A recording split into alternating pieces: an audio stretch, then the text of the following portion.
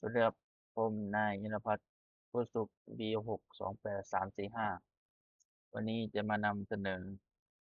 วิทยานิพนธ์เกี่ยวกับเรื่องเสียงในสนามบินนะครับ ปัญหามาตรการการเยียวยาผู้ที่ได้รับผลกระทบจากมลพิษทางเสียง ศึกษากรณีท่าอากาศยานสุวรรณภูมิด้วยนางสาวปฏิภสมุนชาติไพศิลป์อาจารย์ที่ปรึกษารองศาสตราจารย์ดรโสภารัตน์จารุสมบัติหลักสูตร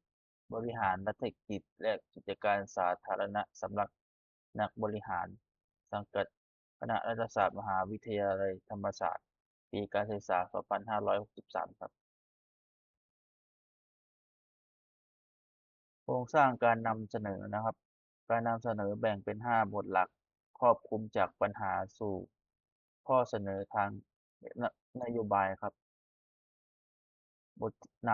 ำและที่มาของปัญหาจะแบ่งเป็นความสำคัญของมลพิษทางเสียง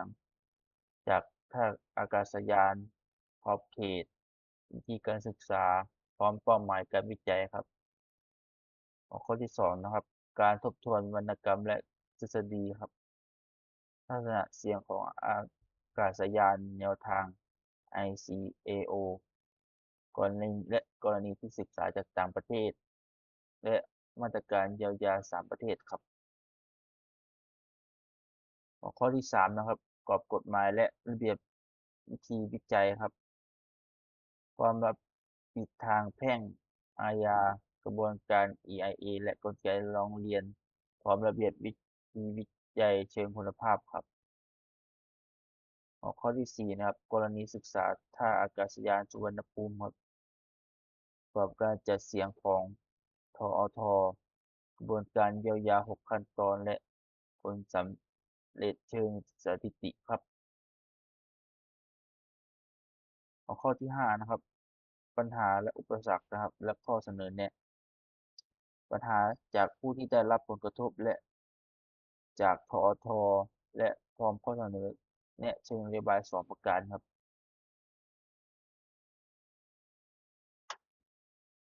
พาร์ทแรกนะครับประวัติท่าอากาศยานสุวรรณภูมิจากหนองงูเห่าสู่ท่าอากาศยานหลักของประเทศปี2516นะครับรัฐบาลจอมพลถนอมซื้อที่ดินหนองน้ำ20,000 ไร่บริเวณหนองงูเห่าจังหวัดสมุทรปราการ2534ครับครม.อนุมัติโครงการอากาศยานสากลกรุงเทพแห่งที่2ในวันที่7พฤษภาคม2534 2546ครับผู้โดยสารดอนเมืองสูงถึง29ล้านคนต้องขยายกำลังรองรับจาก30เป็น45ล้านคน2549เปิดดำเนินการอย่างเป็นทางการในวันที่28กันยา2549 2556ครม.ขยายกรอบชดเชยให้อาคารที่สร้างระหว่างปี2544ถึง28กันยายน2549ซึ่งพื้นที่อากาศยานจะมี20,000 ไร่นะครับแล้วก็กำลังรองรับผู้โดยสารเพิ่มขึ้น45คนต่อปีนะครับ45ล้านคนต่อปีแล้วก็ประมาณผู้โดยสารปี2542จะได้ประมาณ114.54ล้านคนนะครับแล้วก็ทางวิ่งหลักจะมี2ช่องทางนะครับที่อนุมัติโดย EIA ครับที่มานะครับรายงานการวิเคราะห์ผลกระทบสิ่งแวดล้อม EIA ประจำรายงานปี2562ครับเส้นเท่าระดับเสียง NEF กับพื้นที่ที่ได้รับผลกระทบครับ NEF คืออะไร Noise Export per Case เป็นวิธีการของ U.S. Federal Aviation Agency ใช้คาดคะเนระดับผลกระทบที่ชุมชนได้รับจากเสียงเครื่องบินคำนวณจากระดับเสียงรับรู้ Excessive per Service Noise Level หรือจำนวนเที่ยวบินและห่วงเวลาของวัน NEF ไม่ใช่ดัชนีวัดมลพิษแต่เป็นเครื่องมือวางแผนและควบคุมพื้นที่รอบสนามบินเช่นเขตที่อยู่อาศัยไม่ควรอยู่โซน NEFF สูงกว่า 30 และโซน NEF เกิน 40 เหมาะเป็นเขตอุตสาหกรรม NEF มากกว่า 40 จะมีระดับเสียงที่ 70 เดซิเบลบวก และมี 697 อาคารที่ได้รับผลกระทบรุนแรง มาตรการเจรจาซื้อที่ดินและสิ่งปลูกสร้าง NEF 30-40 จะมีระดับเสียงประมาณ 60-70 เดซิเบล และมีอาคารที่ได้รับผลกระทบ 17,908 อาคารจะได้รับผลกระทบปานกลาง มาตรการการจัดการจะจ่ายค่าชดเชยและปรับปรุงอาคาร สุขภาพนอนหลับได้เพียงคืนละ 1-2 ชั่วโมง เครียดความดันสูงโลหิตจางสูญเสียการได้ยินเศรษฐกิจโทรทัศน์เสียมะม่วงไม่ออกผลปลาในบ่อไม่โตกระทบการเกษตรและทรัพย์สินสังคมต่อต้านชุมชนประท้วงฟ้องร้องค่าเสียหายต่อศาลขาดความเชื่อมั่นในสถาบันวัตถุประสงค์และวิธีการนะครับการออกแบบการศึกษาเชิงคุณภาพกระบวนการเยียวยาปัญหาและแนวทางพัฒนาวัตถุประสงค์นะครับศึกษากระบวนการเยียวยาที่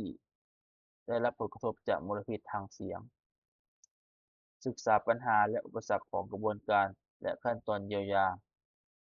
เสนอแนะแนวทางเพื่อพัฒนาและปรับปรุงมาตรการเยียวยาให้ดียิ่งขึ้นคำถามวิจัยหลักกระบวนการเยียวยามีลักษณะอย่างไรและมีปัญหาอุปสรรคอะไรบ้างและจะพัฒนาอย่างไรขอบเขตการศึกษานะครับเนื้อหานะครับมาตรการเยียวยาผู้ที่ได้รับผลกระทบจากมลพิษทางเสียงจากการดำเนินงานของท่าอากาศสุวรรณภูมิบริษัทท่าอากาศยานไทยจำกัดมหาชนประชาชนนะครับเจ้าหน้าที่ฝ่ายสิ่งแวดล้อมฝ่ายนิติกรรมสัญญาฝ่ายคดีของสอทเวลานะครับตั้งแต่เปิดอากาศท่าอากาศยานวันที่ 28 กันยายน 2549 จนถึงปีการศึกษา 2563 ครับวิธีการศึกษานะครับรูปแบบการวิจัยเชิงคุณภาพการวิจัยเอกสารทบทวนแนวคิดทฤษฎีและวรรณกรรมที่เกี่ยวข้องการสัมภาษณ์บุคลากร3ฝ่ายสิ่งแวดล้อมนิติสัญญาคดีด้วยแบบสัมภาษณ์กิ่งโครงสร้างการวิเคราะห์นะครับวิเคราะห์เนื้อหาคอนเทนต์ Analysis และสรุปข้อเท็จจริงเชิงประจักษ์ครับ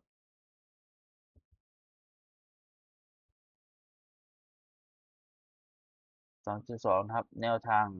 ICAO หลักการจัดการมลพิษทางเสียงจากอากาศยานอย่างสมดุล Balance Accord องค์การการบินพลเรือนระหว่างประเทศ ICAO กำหนดแนวทางการจัดการอากาศยานอย่างสมดุล4ด้านซึ่งอากาศยานสุวรรณภูมินำมาปรับใช้ในการดำเนินงาน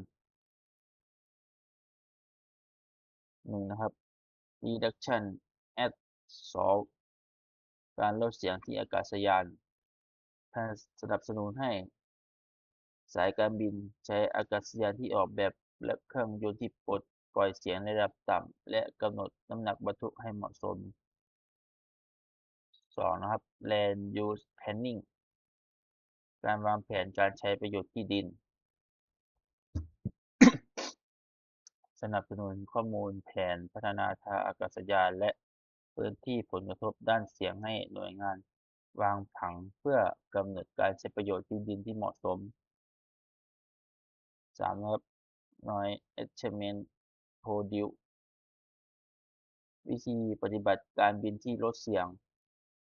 กำหนดวิธีการบินขึ้นลง ที่เหมาะสมที่ให้เกิดมลพิษทางเสียงต่ำที่สุด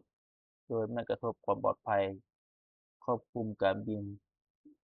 ขึ้นแบบควบคุมระดับเสียงการล่อนแบบเสถียร4นะครับ Opening Restriction นะครับข้อจำกัดในการปฏิบัติการครับกำจัดอากาศยานเสียงดังโดยกำหนดเสียงระดับไม่เกินชัตเตอร์3ของ ANNET 16อนุสัญญาชิคาโกประกาศใน Aeronautical Information Circular หรือ AIC ครับ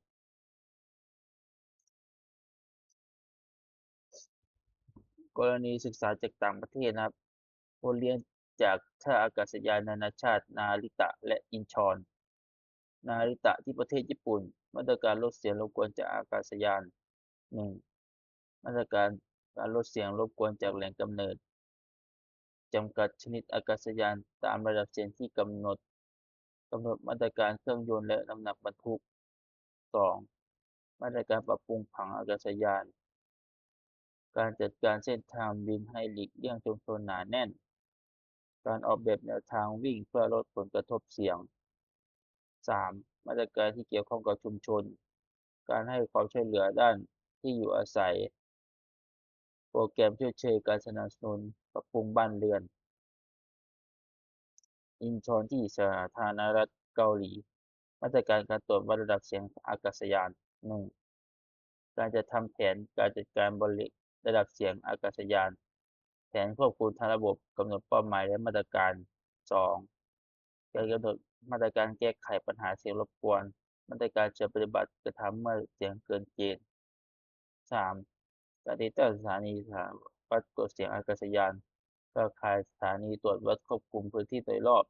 4การกำหนดหน่วยที่ใช้วัดระดับเสียงใช้หน่วยวัดมาตรการสากล WEC-PNL เพื่อเปรียบเทียบได้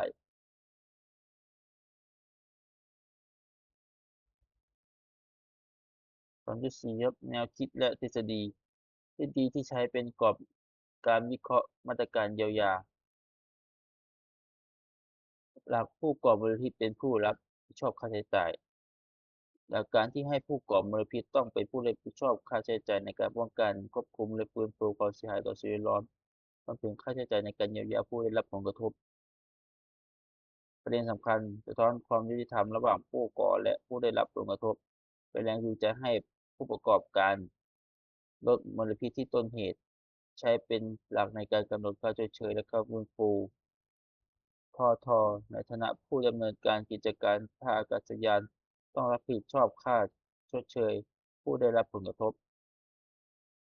และความรับผิดโดยเคร่งครัดแนวคิดจากกฎหมายละเมิดและความรับผิดทางแพ่งหลักการที่ผู้ประกอบกิจการเป็นอันตรายโดยธรรมชาติต้องรับผิดเพียงแสดงว่ามีความเสียหายเกิดขึ้นโดยไม่จำเป็นต้องพิสูจน์ถึงความประมาทเลินเล่อของผู้ประกอบกิจการประเด็นสำคัญลดภาระการพิสูจน์ของผู้เสียหายเหมาะกับกิจการที่มีความเสี่ยงสูงเช่นท่าอากาศยานสอดคล้องกับมาตรการ9697พรบส่งเสริมและรักษาคุณภาพสิ่งแวดล้อมผู้ได้รับผลกระทบสามารถเรียกร้องค่าเสียหายได้โดยตรงครับข้อที่5มาตรการการเยียวยามาตรการในการเยียวยาผู้ได้รับผลกระทบจากสิ่งจากมลพิษทางเสียง3ประเภทนะครับการเยียวยาผู้ได้รับผลกระทบจากมลพิษทางเสียงจำแนกได้เป็น3ประเภทหลักซึ่งทำงานร่วมกันเพื่อคุ้มครองและชดเชยผู้เสียหายอย่างครอบคลุมมาตรการทางกฎหมายความรับผิดชอบทางแพ่งในคดีสิ่งแวดล้อมปปพมาตรา420438ความรับผิดชอบทางอาญาปอมาตรา370และ376การประเมินผลกระทบสิ่งแวดล้อม EIA EHIA IEE การร้องเรียนร้องทุกข์ผลกระทบสภาพแวดล้อมผ่านกปวกฎหมายที่เกี่ยวข้อง6ฉบับสิ่งแวดล้อมโรงงานสาธารณสุขวัตถุอันตรายนิคมอุตสาหกรรมจัดสรรที่ดิน มาตรการทางเศรษฐกิจเก็บค่าธรรมเนียมเสียงพันธบัตรสิ่งแวดล้อมการประกันเครื่องมือทางเศรษฐศาสตร์เสริมกฎหมายสร้างหลักประกันการเงินแก่ผู้ได้รับผลกระทบมาตรการทางสังคมการติดตามวัดระดับเสียงและเฝ้าระวังการสนับสนุนเครื่องช่วยฟังผู้สูญเสียการได้ยินการให้ข้อมูลและรับฟังความคิดเห็นจากชุมชนและก็กิจกรรมสร้างความสัมพันธ์และความรู้ความเข้าใจครับ3นะครับกรอบกฎหมายและระเบียบวิธีวิจัยครับ2.5.1ครับมาตรการทางกฎหมายกรอบกฎหมายที่ใช้ในการเยียวยาผู้ได้รับผลกระทบความรับผิดทางแพ่งกฎหมายแพ่งประมวลกฎหมายแพ่งและพาณิชย์มาตรา420ผู้ใดจงใจและประมาทเลินเล่อทำต่อบุคคลอื่นโดยผิดกฎหมายให้เขาเสียหายถ้าว่าผู้นั้นละเมิดต้องใช้สินไหมทดแทนมาตรา432ค่าสินไหมทดแทนประกอบด้วยการคืนทรัพย์สินค่าการใช้ราคาทรัพย์และการใช้ค่าเสียหายองค์ประกอบ4ประการ1ต้องมีการกระทำของบุคคลกระทำโดยผิดกฎหมายจงใจหรือประมาทเลินเล่อหรือก่อให้เกิดความเสียหายกฎหมายสิ่งแวดล้อมพรบส่งเสริมรักษาคุณภาพสิ่งแวดล้อมแห่งชาติปี2535มาตรา96เจ้าของหรือผู้ครอบครองแหล่งกำเนิดมลพิษมีหน้าที่รับผิดชอบในการค่าใช้จ่ายทางราชการต้องรับภาระในการขจัดมลพิษมาตรา97ฟ้องเรียกค่าเสียหายจากมูลค่าของทรัพยากรที่สูญหายหรือเสียหายความรับผิดทางอาญากฎหมายที่เกี่ยวข้อง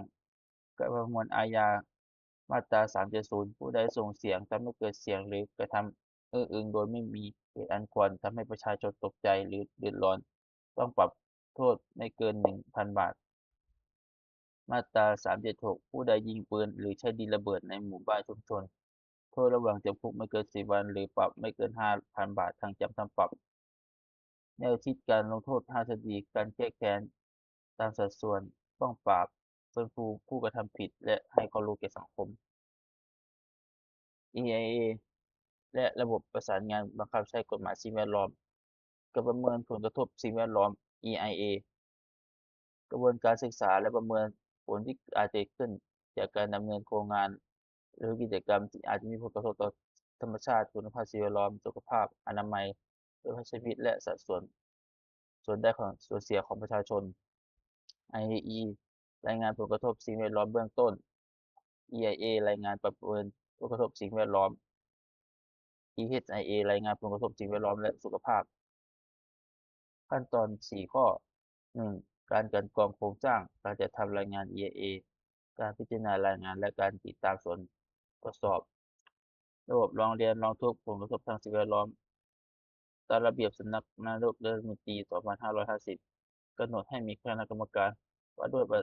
สานงานเพื่อกฎหมายสิ่งแวดล้อมเป็นสำนักงานเลขานุการอยู่ในการควบคุมมลพิษขั้นตอนที่ประชาชนดำเนินการได้4ข้อแจ้งเหตุร้องเรียนต่อหน่วยงานรัฐหากข้อความเสียหายเพิ่มขึ้นแจ้งศูนย์เพื่อมาตรการเพิ่มเติมแจ้งพนักงานตรวจสอบพื้นที่ที่เกิดเหตุเพื่อดำเนินคดีอาญาและอำนวยความสะดวกให้เจ้าหน้าที่รัฐในการแสวงหาข้อเท็จจริงและพยาน4กรณีศึกษาท่าอากาศยานสุวรรณภูมิประกอบการดำเนินงานของท่าอากาศยานสุวรรณภูมิททดำเนินการจัดการมลพิษทางเสียงใน2เสาหลัก1การนำแนวทางสู่การสมดุล ICAO มาใช้และมาตรการเยียวยาผู้ได้รับผลกระทบในด้านต่างๆ1เสาหลักที่1แนวทาง ICAO ด้านการลดเสียงอากาศยานการวางแผนการใช้ประโยชน์ที่ดินวิธีการปฏิบัติการบินที่ลดเสียงและข้อจำกัดในการปฏิบัติเสาหลักที่2มาตรการเยียวยา4ด้านการแจกเงินชดเชยครม.มติ29พ.ศ. 2510และ31สิงหา2553การให้ความช่วยเหลือและดูแลชุมชนให้ข้อมูลแก่ชุมชนรับฟังความคิดเห็นและติดตามผลกระทบทางกายภาพและตรวจสุขภาพหูเป็นประจำมาตรการติดตามตรวจวัดระดับเสียง ก่อสร้างและปรับปรุงสถานีตรวจวัดเสียงอากาศยานชนิดถาวรจำนวน19สถานีเพื่อติดตามเฝ้าระวังก็สนับสนุนเครือช่วยฟังสนับสนุนเครือช่วยไฟแก่ผู้สูญเสียการได้ยินที่เข้าร่วมโครงการเพื่อให้สื่อสารกับผู้อื่นได้และมีคุณภาพชีวิตที่ดียิ่งขึ้นที่2กระบวนการเยียวยาขั้นตอนการดำเนินงานกระบวนการเยียวยาผู้ได้รับผลกระทบ1สำรวจสิ่งปลูกสร้างลงพื้นที่และสำรวจสิ่งปลูกสร้างในพื้นที่ NEF มากกว่า40และ NEF 30-40 2ประเมินราคาซื้อขายและปรับปรุง NEF มากกว่า40ประเมินราคาซื้อขายที่ดินและสิ่งปลูกสร้างหาเจ้าของไม่ขายให้ประเมินค่าปรับปรุงแทน NEF 30-40ประเมินความเสียหายและคำนวณค่าปรับปรุง3การตรวจสอบเอกสารสิทธิ์กรณีซื้อขายดำเนินการตามกรมที่ดิน4เสนอราคาและค่าชดเชยเสนอราคาที่ดินและสิ่งปลูกสร้างและเสนอค่าชดเชยในกรณีปรับปรุงอาคารเพื่อลดผลกระทบทางเสียง5ขออนุมัติจ่ายเงินทททำเรื่องขออนุมัติจ่ายเงินชดเชยจากผู้มีอำนาจโดยจ่ายเป็นเช็กผู้ได้รับผลกระทบได้รับการเยียวยาผู้ได้รับผลกระทบได้รับค่าชดเชยตามตกลงกันจนจบเรื่องเสร็จผลสำเร็จผลสำเร็จของกระบวนการเยียวยาผู้ได้รับผลกระทบจากบริษัทเสี่ยงสอทสามารถดำเนินการเยียวยาคิดเป็นร้อยละ96ของจำนวนที่ดินและ10%ที่ได้รับผลกระทบทั้งหมด96%ครอบคลุมการเยียวยาทั้งหมด92.45%ซื้อที่ดินและสิ่งปลูกสร้าง18.56%แต่ค่าปรับปรุงอาคารแล้วก็14.44%แต่ค่าปรับปรุงอาคาร NEF ถึง30-40 NEF มากกว่า40อาคารทั้งหมด212อาคารได้รับการเยียวยา190อาคาร NEF มากกว่า40ปรับปรุงอาคารทั้งหมด485อาคารได้รับการเยียวยา478อาคาร NEF 30-40ปรับปรุงอาคารทั้งหมด17,908อาคารได้รับการเยียวยาทั้งหมด16,913อาคารผลสำเร็จด้านอื่นก่อสร้างและปรับปรุงสถานีตรวจวัดท่าอากาศยาน19สถานีแล้วก็ประชาชนในชุมชนรอบท่าอากาศยานได้รับตรวจสุขภาพหูและได้ยินเสียงสม่ำเสมอ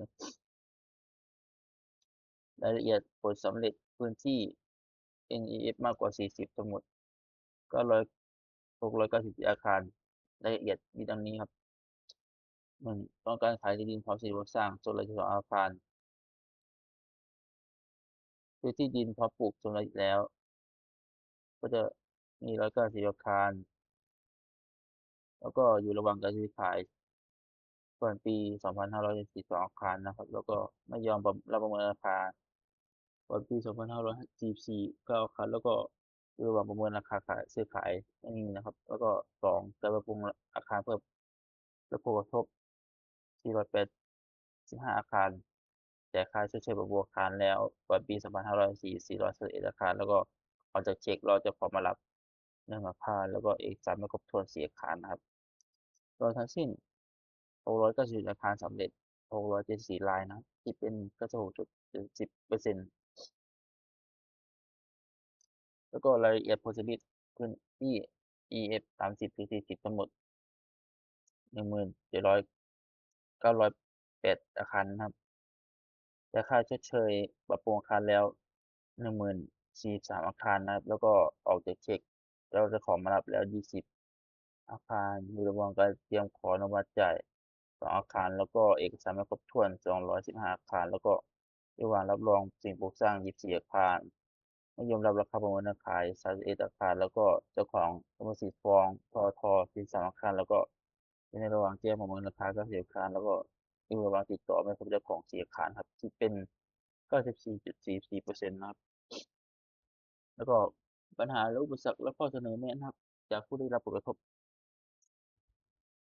4.4.1นะครับปัญหาและอุปสรรคในส่วนของประชาชนที่ได้รับผลกระทบ1นะครับการไม่ยอมรับราคาประเมินสิ่งปลูกสร้าง2นะครับความเข้าใจคลาดเคลื่อนถึงสิทธิที่ได้รับการเยียวยาแล้วก็3นะครับเอกสารสิทธิ์ไม่ถูกต้องหรือไม่ชัดเจนแล้วก็4ปัญหาอื่นเช่นความขัดแย้งระหว่างเจ้าของกรรมสิทธิ์ด้วยกันเองหรือสามารถติดต่อเจ้าของได้หรือตรวจสอบว่าเป็นที่ดินสาธารณะนะครับ ปัญหาและอุปสรรคในส่วนของททนะครับ1ครับจำนวนบุคลากรไม่เพียงพอแล้วก็ความเชี่ยวชาญของผู้ปฏิบัติงานยังไม่เพียงพอนะครับกระทบต่อกระบวนการนะครับความล่าช้าในการเยียวยาไม่สามารถติดต่อเจ้าของสิทธิ์ได้ทั้งหมดแล้วก็ประเมินราคาอาจจะไม่เป็นที่ยอมรับแล้วก็ความผิดพลาดในการตรวจสอบอาคารขอเรียนผสมนำสู่เป็นการฟ้องร้องครับการแรกนะครับการเพิ่มเติมมาตรการเยียวยาผู้ได้รับผลกระทบ หนึ่งนะครับการนำมาตรการทางกฎหมายกำกับมาดูแลนะครับแล้วก็การนำเครื่องมือทางเศรษฐกิจมาปรับใช้แล้วก็การกำหนดมาตรการเยียวยาทางสังคมเพิ่มเติมครับประการที่2นะครับการปรับปรุงในส่วนของการดำเนินการกระบวนการเยียวยาผู้ปฏิบัติงานนะครับ1เพิ่มจำนวนบุคลากร2บูรณาการทำงานร่วมกัน3แล้วก็สร้างความรู้และจิตสำนึกร่วมกัน4นะครับแต่งตั้งคณะกรรมการเฉพาะนะครับแล้วก็ บทสรุปนะครับบทสรุปผลของการศึกษาและข้อเสนอแนะเชิงนโยบายนะครับแล้วก็กรอบแนวทางการจัดการผลสำเร็จแล้วก็เสนอแนะนะครับก่อนในการจัดการนะครับทนำแนวทาง ICAO มาใช้ดำเนินการมาตรการที่เยียวยาครอบคลุมเพื่อชดเชยและตรวจวัดการดูแลชุมชนและส่วนสุขภาพแล้วก็ผลสำเร็จเยียวยา96%ผู้ได้รับทั้งหมดได้รับผลกระทบทั้งหมด NEF มากกว่า40สำเร็จ92-98% NEF 30-40สำเร็จ94%แต่ก็ยังมีผู้ไม่ได้รับการเยียวยานะครับแล้วก็ข้อเสนอแนะครับเพิ่มมาตรการ3ประเภทกฎหมายเศรษฐกิจสังคมและปรับปรุงกระบวนการปฏิบัติงานสร้างวัสดิการและบุคลากรบูรณาการความรู้นะเออ